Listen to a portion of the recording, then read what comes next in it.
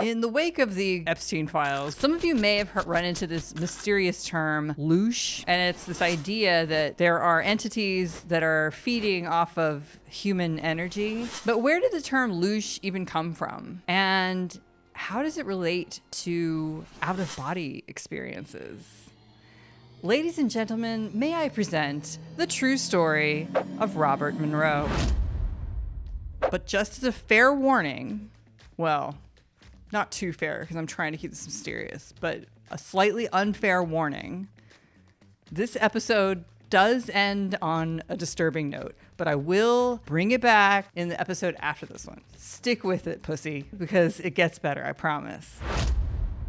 One morning, while his family went to church, Robert Monroe lay on the couch to take a nap. A few moments later, he bolted up out of the couch, totally disturbed by something that had just happened. He got a glass of water, calmed himself down, forgot about the whole thing. But then it happened again. A few weeks later, he lay down for a nap and had to get right back up, completely disturbed because something really bad had just happened to him. He went to the doctor because he was sure that he was dying, but the doctors couldn't find out what was wrong with him. So what was it? Well, when he lay down, he would feel these weird vibrations going up and down his body. He also felt as though a beam of light, like a tractor beam, just would zone right in on his body. And it was almost like it was the sun, except it was not the right angle, but to be the sun. And he could hear this roaring sound. All of these things happening at once, this reverberating vibration, these roaring sounds. Clearly, there was something wrong with Robert Monroe. And finally, he gave into it and just let it happen. And that's when things got really interesting. And so this went on for a while, where even when he was going to bed, he would just feel these weird vibrations, and it was like a ring of sparks going up and down his body. He had no idea what was causing it or what it meant.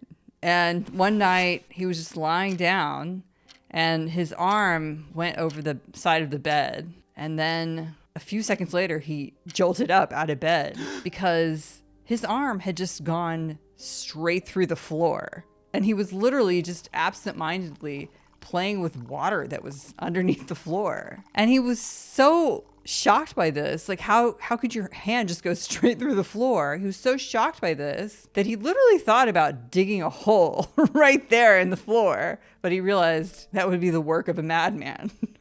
But he was kind of going mad. And a few weeks later, once again, he was lying down. The vibrations came on. He just kind of let it go and allowed it to happen. And as he was dreaming away, he was thinking about taking his glider out. He has a plane. He has a personal plane. This guy was kind of loaded. He was thinking about taking his glider out for a spin when suddenly he was like his back was hitting something. And he was kind of jolted out of it. And he realized his back was hitting the ceiling. And he looked down and he could see his wife. And she was in bed with somebody else. And he looked a little bit closer and he could see that she was in bed with Chris Hemsworth, star of Thor: Love and Thunder. Just kidding. It was him. And this often happens when people go out of body where they don't recognize themselves. And at first he was upset, but then he realized, oh, it's just me. But then he was like, oh, I'm dying. And he leaped right back in his body. And that was that. And so then he was telling his friend, Dr. Bradshaw, and Dr. Bradshaw was a psychiatrist. And he said, yeah, this keeps happening to me. And Bradshaw said, well, you should explore around. And he's like, that would be insane. I'll die. And Bradshaw was like, no, you won't. I don't think you will. Yogis do it all the time. And so, as you might guess, pretty soon he starts flying around in this second body of his, out of body, on a regular basis. He describes in detail in the book confirming with friends because he would see things. He was like, I'm pretty sure that's my friend. And I think they're just, I don't know, playing in the backyard with their kid.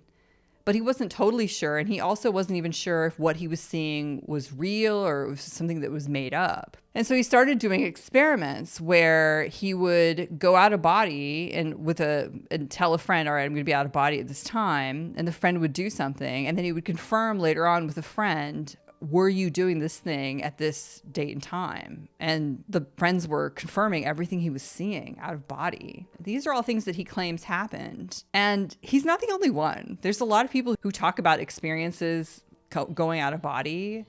And so I'm starting to think there's something to this. But here's where things get even crazier. On the afternoon of August the 15th, 1963, Monroe decided to pay a visit to his coworker. He calls her RW.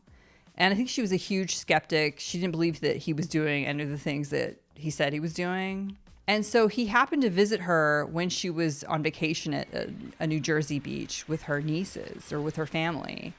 And he said that she was inside the living room of this vacation home there with her nieces, and they were all drinking Cokes or whatever. And he approached RW and he said to her, "Hey, I'm here. Can you see me? Do you know that I'm here?"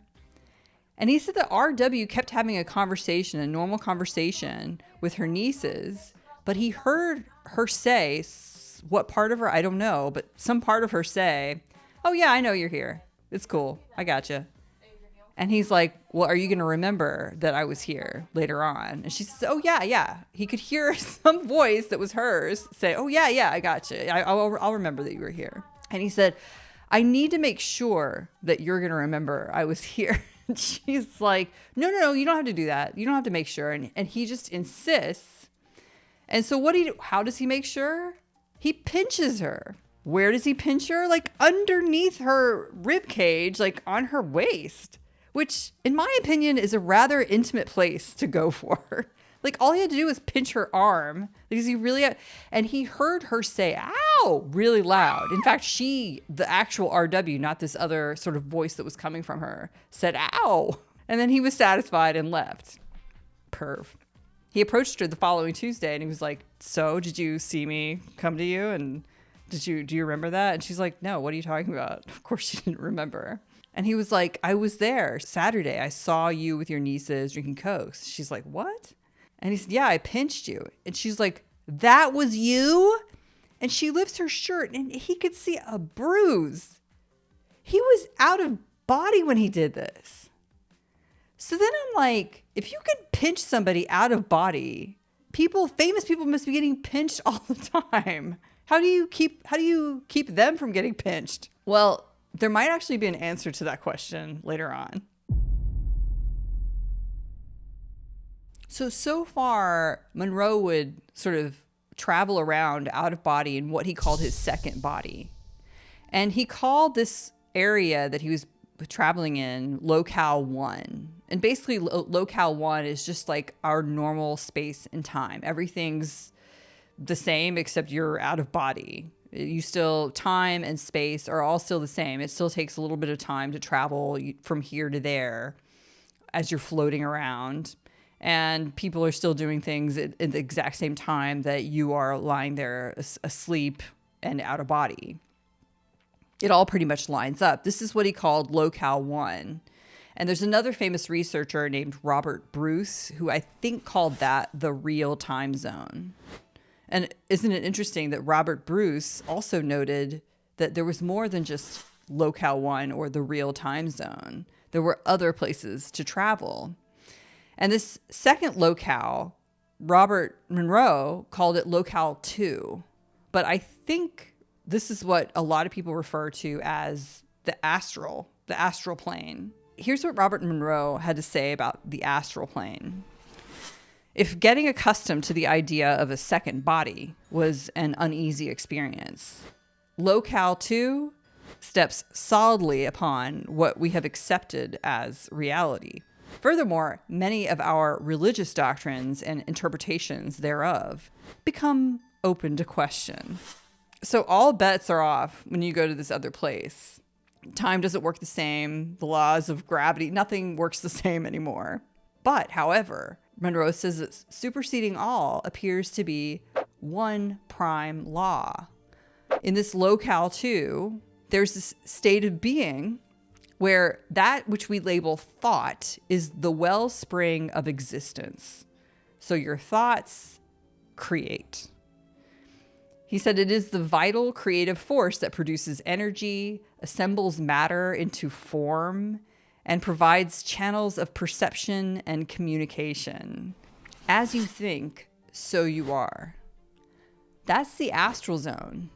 And isn't it interesting that That's what a lot of people say about this reality.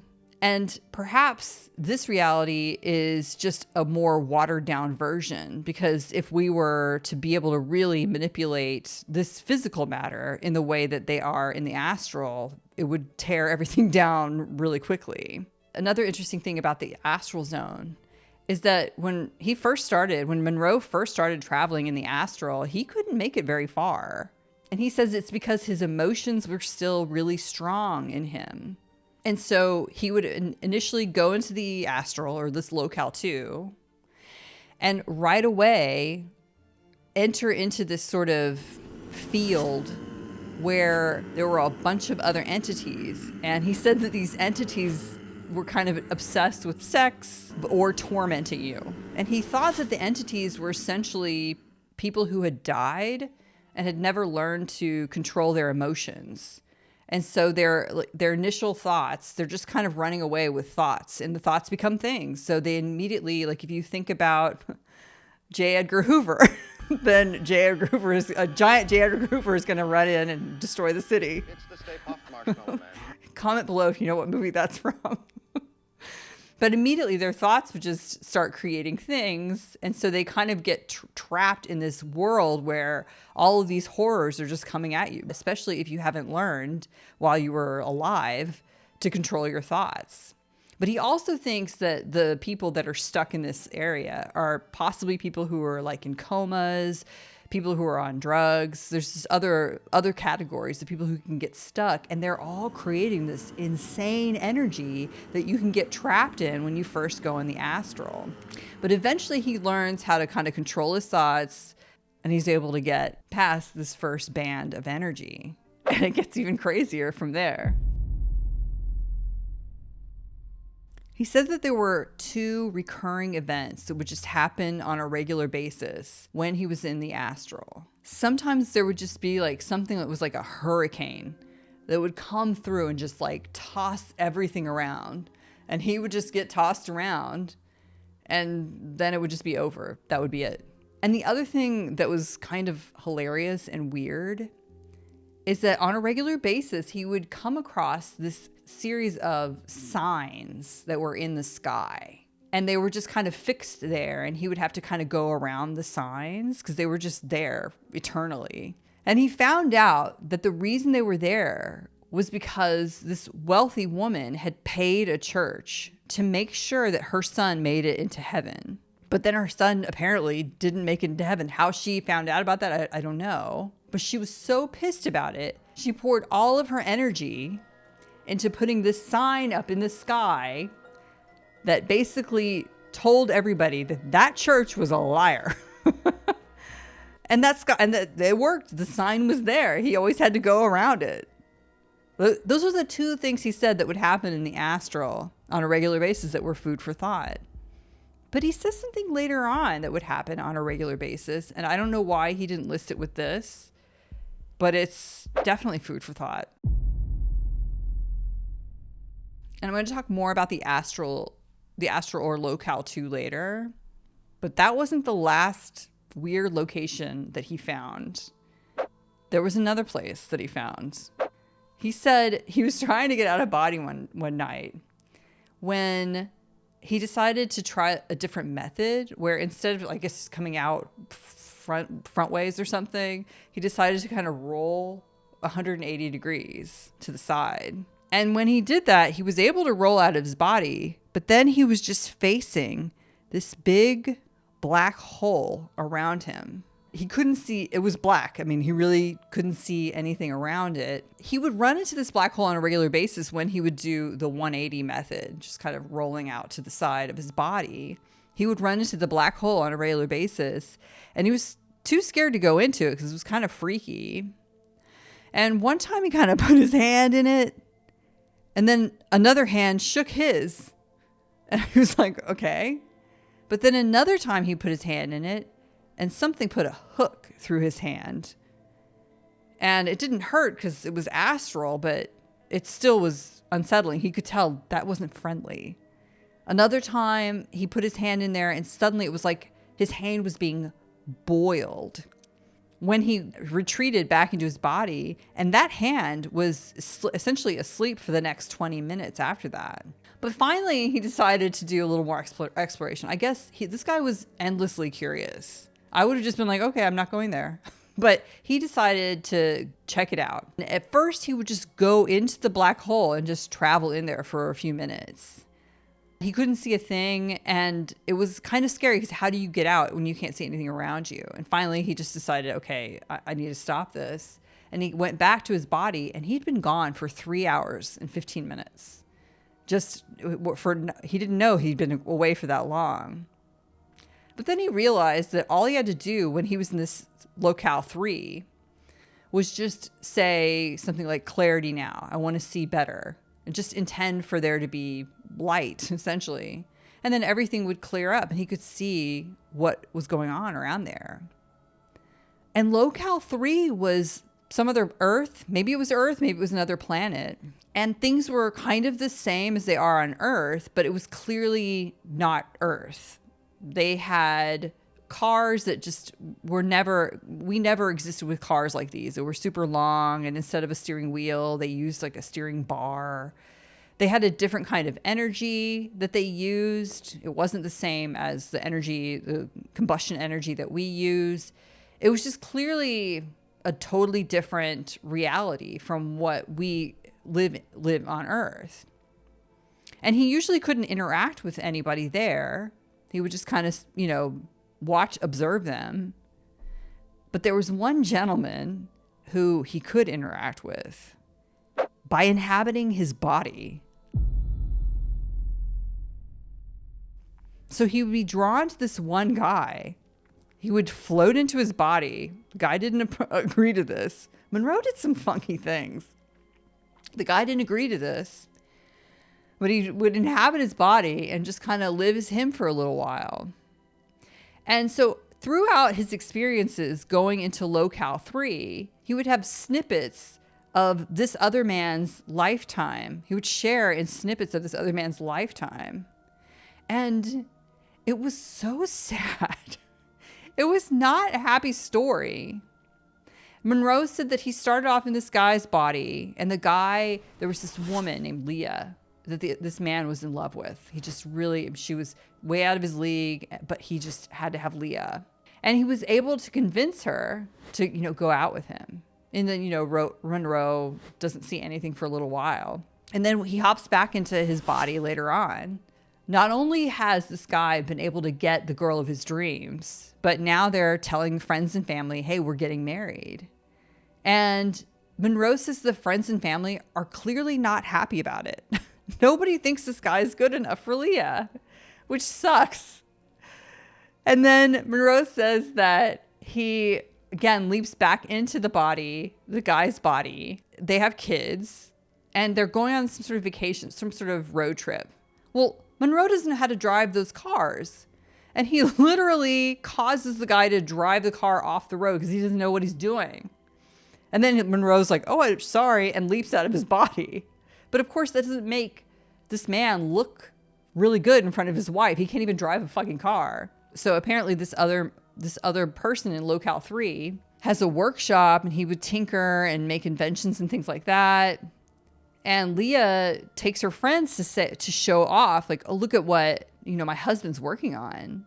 Right when Monroe jumps into his body. And of course, Monroe can't describe anything. He has no idea what the guy's been working on. And so he just embarrasses the guy and Leah in front of her friends. And as you might have guessed, Monroe leaps into the body, and now Leah has left this guy, and he's super sad. And Monroe leaps out of the body. And then Monroe leaps back in the body. And the guy has made plans with Leah to see her again. But Monroe bungles those plans because he leaps into the body, and it causes the guy to forget because Monroe doesn't know that he has plans to see Leah. Monroe totally bungles that for the guy. He destroys this guy's life. That's what it really seems like he's talking about. And he just writes about it like, isn't this interesting? Well, yeah, it is, you jerk. Like, stop fucking with this guy. Monroe isn't particularly religious, and he talks about the power of prayer when you're in these other locales. And by the power of prayer, I mean, he talks about the total lack of power of prayer. Maybe it doesn't work for you, buddy, because you're not very devout. You go fucking around with other people's lives.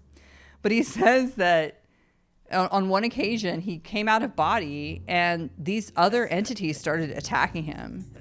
And he prayed to Jesus to save him, and the entities didn't. They laughed at him. And finally, the only way he was able to stop it was by leaping back into his body. So he started thinking, oh, wow, there's nothing to this prayer shit. And then he goes out of body again another time. He's ready to go back into his body at the end of his travels when he runs up against this barrier.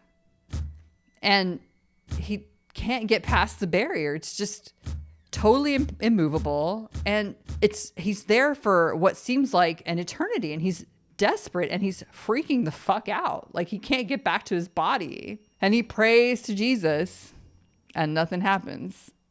And so finally he just goes the opposite direction and suddenly is in his body. And that did the trick. So he doesn't seem to be a very devout Christian, but let's not give up on the creator just yet. Remember what I said about Monroe saying that there's only 2 strange occurrences that he would run into in Locale 2? Well, I would say there's one other strange occurrence because he talks about it. He said that on a regular basis, he would hear the sound of heraldic trumpets. He said in the midst of normal activity, there is a distant signal, almost like heraldic trumpets. Everyone takes the signal calmly and stops speaking or whatever he may be doing. It is a signal that he is coming through his kingdom. It is an occurrence to which all are accustomed and comply. It takes absolute precedence over everything. At the signal, each living thing lies down on their backs, bodies arched to expose the abdomen, and head turned to one side so that one does not see him as he passes. The purpose seems to form a living road over which he can travel. I have gleaned the idea that occasionally he will select someone from the living bridge, and that person is never seen or heard from again. In the several times that I have experienced this, I lay down with the others, and as he passes, there is a roaring musical sound and a feeling of radiant, irresistible living force of ultimate power that peaks overhead and fades in the distance. Why did he mention that with the other experiences that he would have? That's pretty profound. But so much is possible when you start to travel out of body and in the astral. And if you've done this before, please comment below. I'm very curious. So one night, as Monroe is lying down, about to go out of body, he said he sort of in his mind's eye saw the clouds parting and this sort of ray of light hit his head. And I guess he knew he was sort of communicating with some higher power. And he doesn't know why, but he says, I ask for the fundamental answer to my basic questions. That's a weird way of saying it. And that's when he hears this deep, rich voice say, "Are you sure you do want to know?" And Monroe says, yes. But the voice said, "Are you strong enough to take the true answers?" And Monroe was like, I think so. And finally, after a pause, the voice said, "Ask your father to tell you of the great secret." okay, and what happens next, to me, has nothing to do with the great secret. It's just freaky. Later on, he's lying in bed and he starts repeating a prayer. Father, guide me. Father, tell me the great secret. And suddenly there's this blackout and he's standing in this room with a high ceiling. He walks out of the room and outside there's this tall woman with dark skin and she's calling out to him. And she tells him that he had done something wrong. Okay. Not something morally wrong, but he gets the sense that she means you did something in the wrong manner. But I disagree. It sounds like it was morally wrong, but let's get to it. And he asked her, what was it? And she said, I'll show you. And here's what happens next.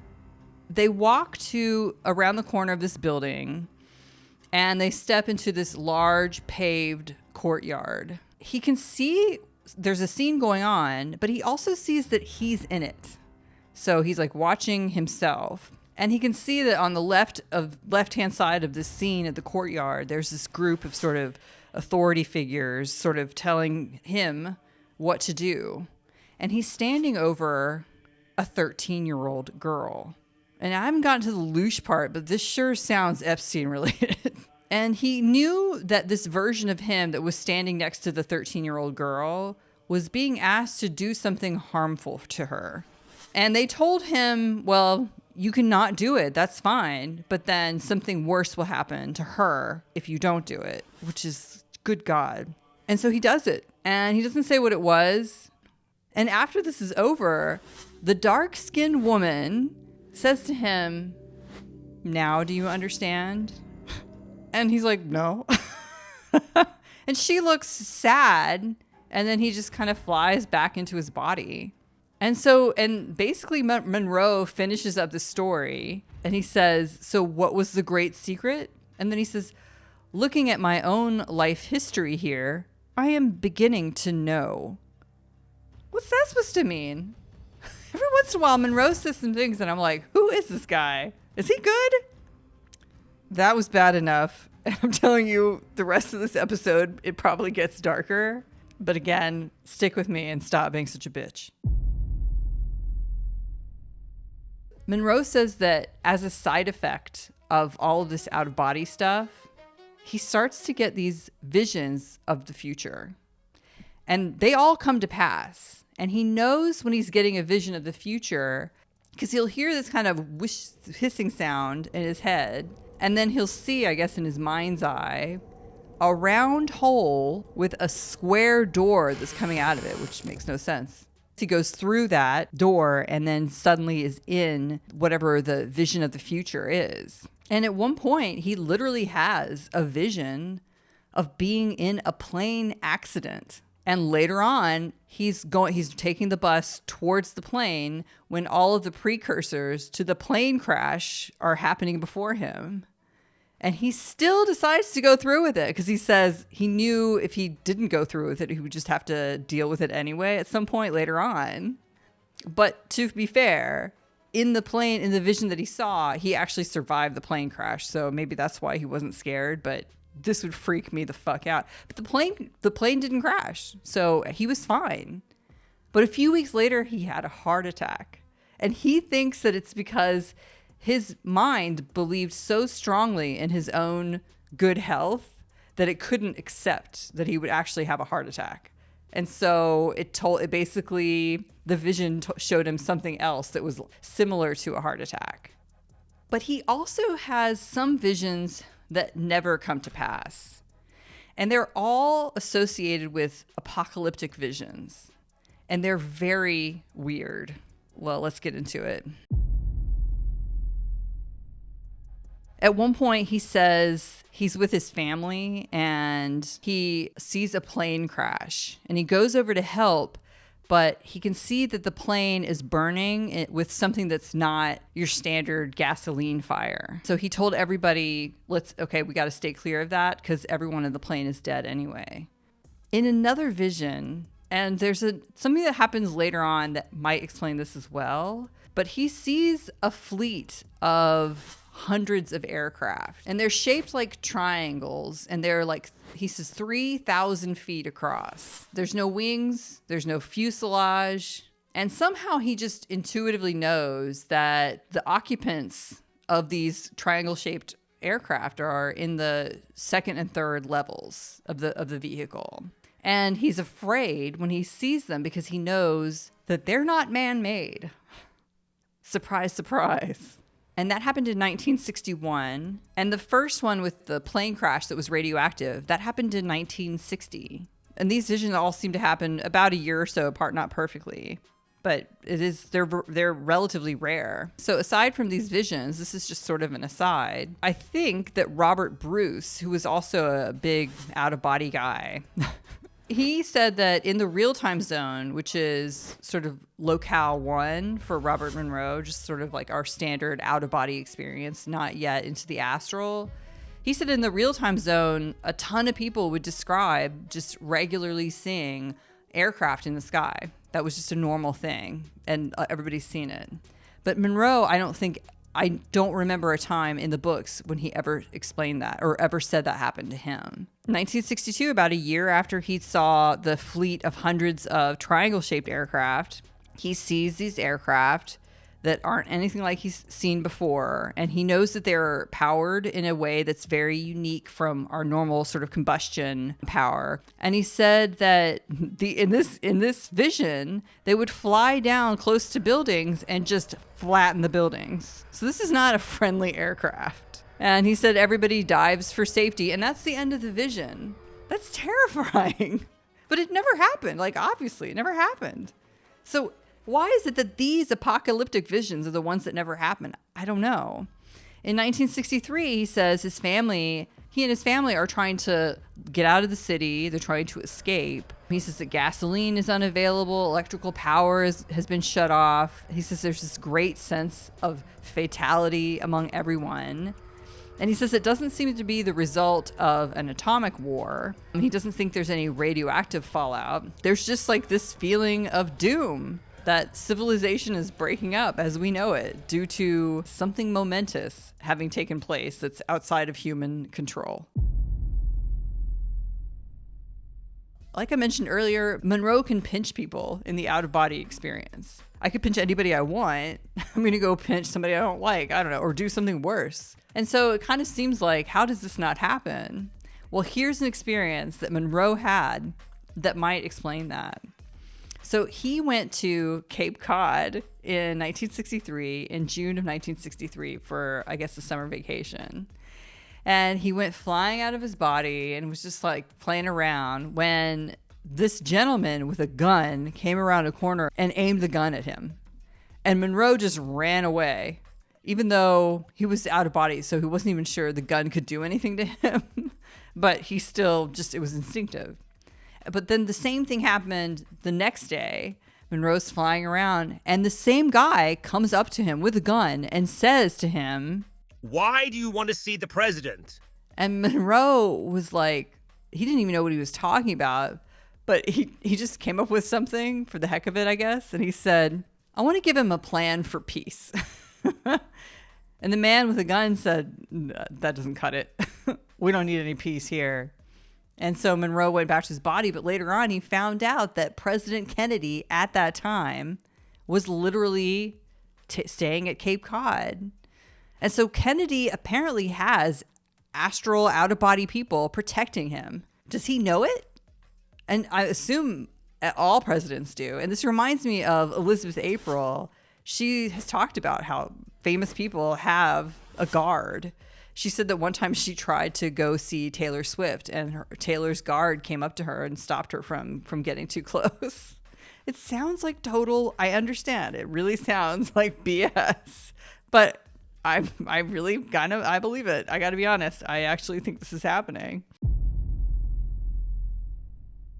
Sex.